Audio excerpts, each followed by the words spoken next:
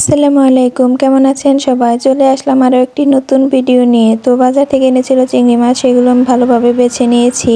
এবার মাছগুলো ভালোভাবে ধুয়ে নিলাম। এবার আমি পেঁয়াজ মরিচ কেটে নিলাম। এবার দিয়ে দিলাম তেল, দিয়ে দেব কাঁচামরিচ, পেঁয়াজ কাঁচামরিচগুলো ভালোভাবে নেড়ে ভেজে নেব। এবার আমি সেখানে দিয়ে দেব লবণ, হলুদ, ধনিয়ার গুঁড়া। তো মশলাগুলো ভালোভাবে নেড়ে কষিয়ে নেব। এবার আমি দিয়ে দিলাম একটু পানি।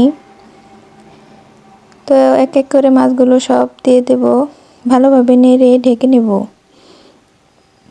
তো আবার আমি ঢাকনা খুলে মাছগুলো ভালোভাবে নেড়ে নিলাম। আপনারা চাইলে এভাবে চিংড়ি মাছ ভেজে খেতে পারেন। এবার আমি মাছগুলো আবার ঢেকে দেব। কিছুক্ষণ পরে দেখেন মাছগুলো আমার ভাজা হয়ে গেছে। তো ভিডিওটি ভালো লাগলে লাইক, কমেন্ট, শেয়ার করে পাশে থাকেন। আল্লাহ হাফেজ।